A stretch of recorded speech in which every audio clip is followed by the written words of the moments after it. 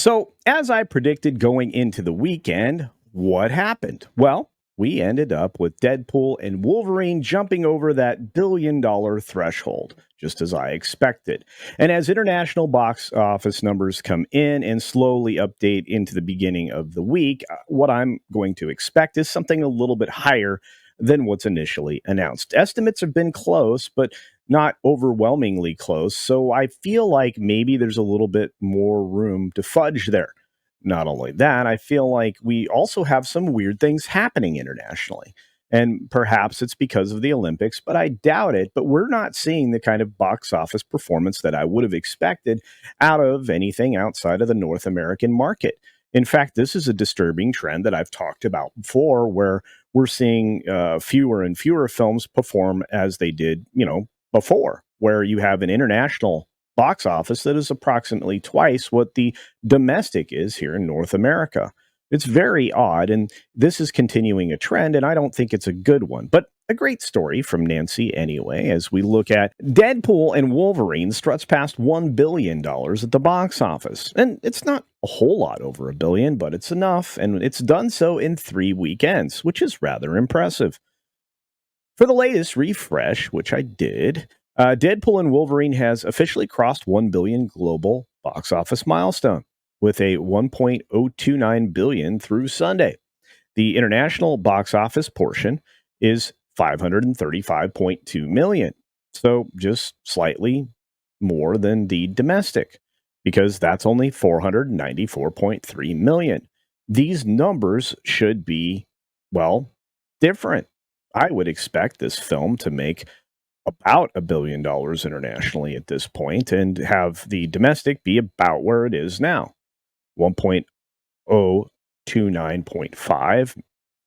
Not too bad.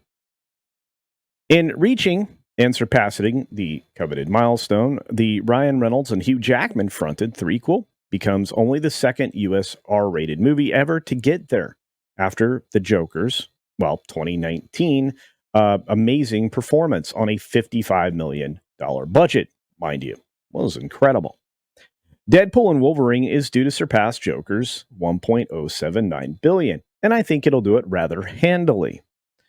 So by the end of this coming week, it'll be probably well beyond that and maybe up to as high as 1.15 or 1.2, which again, big numbers.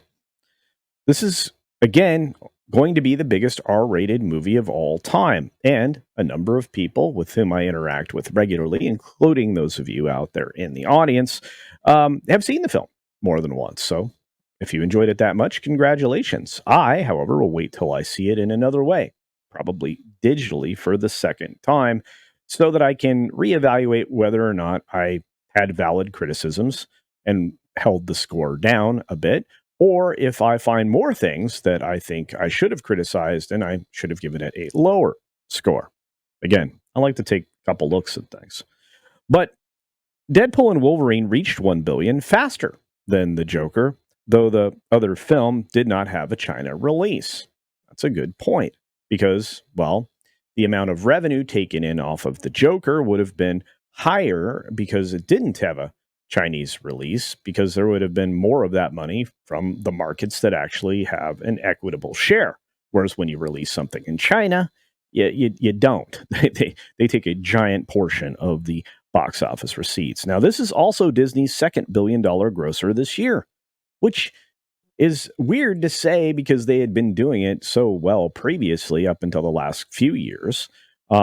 This is it, because Inside Out 2, which was an animated family film, a 4-quadrant film, perhaps, that was their other one.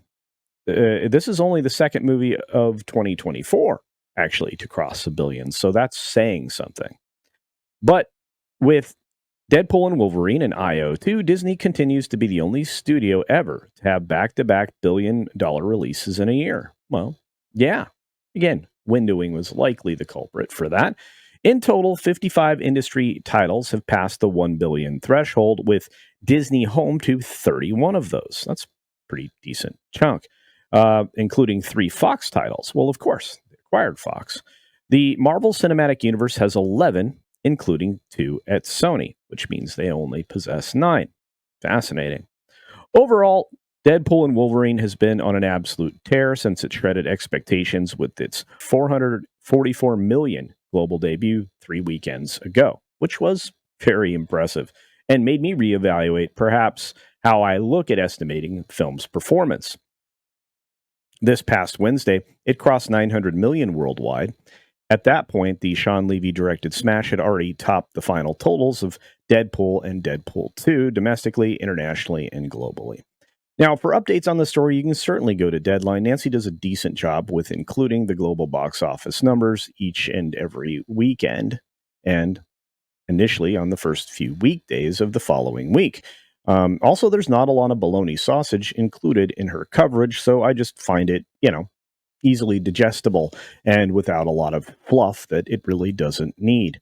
But what I am impressed about is just the overall performance of the film. And despite its enjoyability, which I did enjoy it, I'm still baffled that so many young people that I wouldn't consider taking to this film have seen it, and sometimes more than once, and sometimes more than that. And maybe that speaks to the fact that people are doing less pre-screening of material and or they just don't care what their kids are subjected to, which is absolutely fine. Raise your kids how you want. But I am intrigued that the audience demographics for this has been so young. Rated R usually was a warning sign to most people that maybe somebody 12, 13, 14 years old shouldn't see it. There's a lot of over the top gore and violence, which is always in a Deadpool film. And from the very moment you start watching this, it just gets absolutely wicked. But the language is incredibly inappropriate, and the jokes are, well, just absolutely wild. Again, this is a film I would say this is not for young people, but adults and older teens probably would enjoy this, which it seems like they did. Anyway, whether or not you agree with my perspective there, I would say that this is absolutely impressive and a road sign as to what you should be doing, Disney, when you go about making films now. Getting rid of the messaging and realizing that what you've been doing for many, many years now has been a colossal failure. And you've, well, made the choice in pursuing an ideological form of social engineering that really you've been destroying the profits that your investors could have made, which makes you incredibly irresponsible.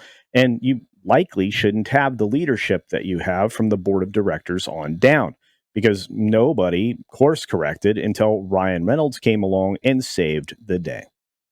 Anyway, what do you think? Do you think Disney is going to take this as the high sign to change? Do you think they will employ it? Do you think they're actually pivoting back to the sensible center?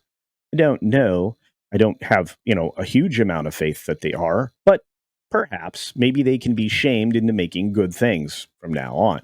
But with Bob Iger in charge, I doubt it. Just look at what happened at D23 this last weekend and realize just how hollow everything is when Disney presents it, since you cannot take their word for anything. On that note, as I said, let me know your thoughts on the comments section below. Double check that you're subscribed while you're down there. Make sure you hit the thumbs up button and, look at what my total is doing, because you might want to share my channel or my videos around. I would truly appreciate that. I've been getting some lovely hits from Facebook of late. So if you're watching me because of a Facebook share, thank you. As always, be sure to take care of yourself. Take care of others. Wash your hands because it's actually good hygiene. Okay. And until next time, see ya.